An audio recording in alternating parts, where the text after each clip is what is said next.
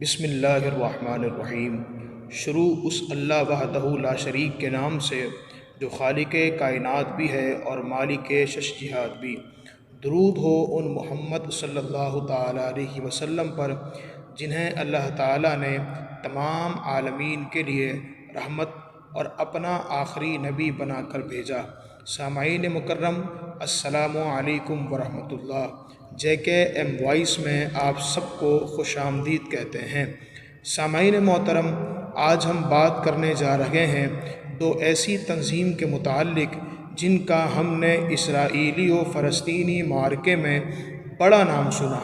جی ہاں، آج ہم معلومات حاصل کرنے جا رہے ہیں صہیونی اور حماس کے متعلق۔ صہیونی لوگ کون ہیں اور صہیونیت کیا ہے؟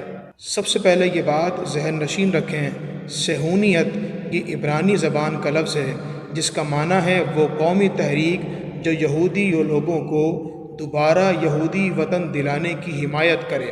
یعنی یہ وہ لوگ ہیں جو ملک اسرائیل جو کہ کنعان، ارض مقدس اور فلسطین پر مشتمل ہے اسے حاصل کرنے اور اس پر حکومت کرنے کی حمایتی ہیں۔ پھر ان میں بھی مختلف طرح کے لوگ موجود ہیں، کام اگرچہ کچھ مختلف ہیں لیکن انتہائی مقاصد ان سب کا ایک ہی ہے۔ پھر ان میں بھی صہیونیت کے درمیان اختلاف رہا۔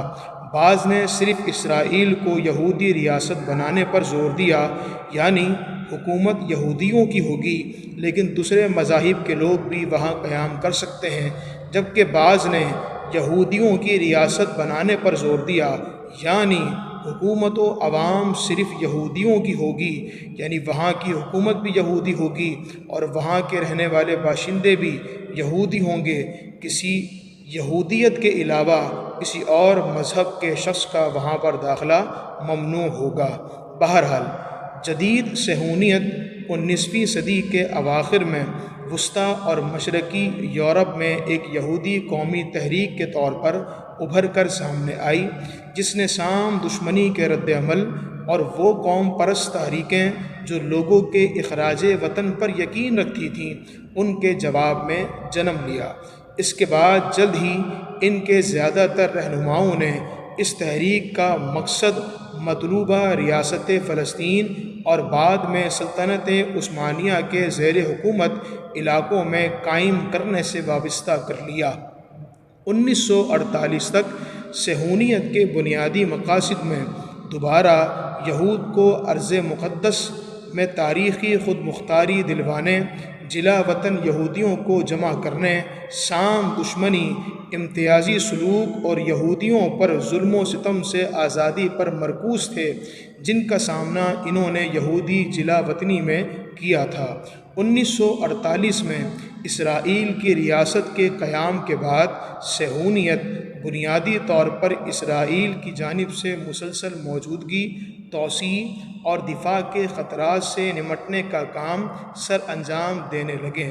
پھر انہی صہیونی لوگوں میں دوسری کیٹیگری، دوسری قسم اس صہیونیت کی آتی ہے کہ جن کو شمار مذہبی قسم سے کیا جاتا ہے، یعنی مذہبی قسم کی ایک صہیونیت یہودی تشخص برقرار رکھنے کی حمایتی یہ تنظیم ہے اور اسے یہودیت سے وابستگی کو متعارف کرنا ہے اور یہودیوں کو دوسرے معاشرے سے نکال کر اسرائیل میں لانا ہے تاکہ یہ لوگ ایک علیحدہ اکثری قوم بن کر معاشرے میں ایک نمایاں حیثیت حاصل کر سکیں۔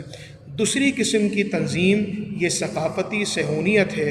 ثقافتی صہیونیت ایک قسم کی صہیونیت ہی ہے جس نے اسرائیل میں ایک یہودی روحانی مرکز کے سیکولر یعنی غیر مذہب نقطۂ نظر کو فروغ دیا۔ اس کے ساتھ ساتھ ان کی سوچ اور ان کا نظریہ یہ تھا کہ یہ جد و جہد اسرائیل کو یہودی ریاست بنانے کی ہے، نہ کہ صرف یہودیوں کی ریاست بنانے کی۔ بہرحال صہیونیت کے حمایتی اور وکیل اسے مختلف قوموں میں رہنے والی مظلوم یہودی اقلیتوں کو واپس اپنے آبائی وطن میں بسانے کی ایک آزاد قومی تحریک کے طور پر دیکھتے ہیں اور 1948 کے جنگ کے دوران چھینے گئے فلسطینی جائیداد اور املاک کو واپسی لینے کا عزم رکھتے ہیں۔ اس کے مقابلے میں حماس جو کہ فلسطین کی طرف سے اسرائیل پر مسلسل وار کر رہا ہے، یہ کیا ہے؟ حماس کیا ہے اور یہ کون لوگ ہیں؟ تو سب سے پہلے اس بات کو ذہن نشین رکھیں، حماس کا اس کے علاوہ اور بھی نام ہے۔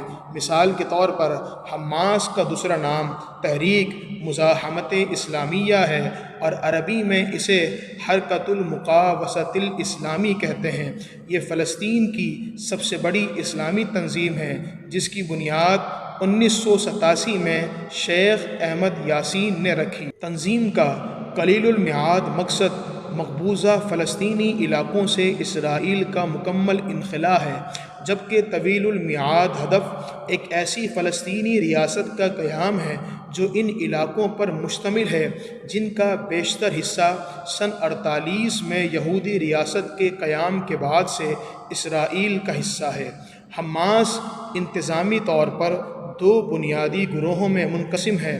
پہلا گروہ معاشرتی امور کو دیکھتا ہے اور اس کی دیکھ بھال کرتا ہے، جیسے کہ اسکولوں، ہسپتالوں اور مذہبی اداروں کی تعمیر کے لیے یہ پہلا معاشرتی گروہ مختص ہے، اور دوسرا گروہ اس کی عسکری شاخ شہید عز الدین القسام بریگیڈ ہے جو فلسطین کا دفاع کرتی ہے۔ شہر میں حماس کے قیام کی 15ویں سالگرہ کے موقع پر ہونے والی ایک ریلی جس میں 40,000 سے زائد افراد نے شرکت کی تھی، اس جلسے سے خطاب کرتے ہوئے تنظیم کے مرحوم رہنما شیخ احمد یاسین شہید نے 2025 تک اسرائیل کے صفحہ ہستی سے ختم ہونے کی پیشن گوئی کی تھی۔ 2004 میں شہید احمد یاسین کو شہید کر دیا گیا۔ کہا جاتا ہے ایک شاخ اردن میں بھی ہے جہاں اس کے ایک رہنما خالد مشعل کو اسرائیل نے متعدد بار قتل کرنے کی کوشش کی۔ شاہ حسین نے تو کسی نہ کسی طرح حماس کو برداشت کیے رکھا، البتہ ان کے جانشین شاہ عبداللہ دوم جن کی والدہ ایک انگریز عورت ہیں، اس نے حماس کا ہیڈ کوارٹر بند کر دیا۔ اس کے بعد تنظیم کے بڑے رہنما قطر جلا وطن کر دیے گئے۔ بہرحال حماس نے مہاجرین کے کیمپوں اور گاؤں میں شفا خانوں اور اسکول قائم کیے جہاں فلسطینیوں کا علاج کیا جاتا ہے۔ اس وقت فلسطینی PNA کی بدعنوانی اور نااہل حکومت سے مایوس ہو چکے ہیں اور ان کی اکثریت نے حماس کے خودکش حملوں پر خوشی کا اظہار کیا اور ان خودکش حملوں کو اسرائیل سے انتقام لینے کا سب سے بہتر راستہ جانا۔ اپنی پالیسیوں کی وجہ سے حماس نے 2006 کے انتخابات میں شاندار کامیابی حاصل کی۔ 2006-2007 میں حماس اور الفتح کے درمیان اختلافات کافی شدت اختیار کر گئے اور اس طرح فلسطین میں ایک نئی خانہ جنگی کا آغاز ہوا۔ دونوں جماعتوں کے درمیان مفاہمت کی کئی کوششیں ہوئیں لیکن اس میں ناکامی ہوئی۔ آخر کار صدر محمود عباس جن کا تعلق الفتح سے ہے، جون 2007 میں حماس کی جمہوری حکومت کو توڑ کر اپنی خود ساختہ کابینہ اور وزیر اعظم کا اعلان کر دیا، لیکن حماس اب تک ہمت نہ ہارا اور اپنے مشن پر کاربند رہا۔ سامعین مکرم، اگر آپ کو اس ویڈیو سے کچھ معلومات حاصل ہوئی ہو تو اس ویڈیو کو ضرور لائک، شیئر اور اپنے قیمتی کامنٹس دینا نہ بھولیں۔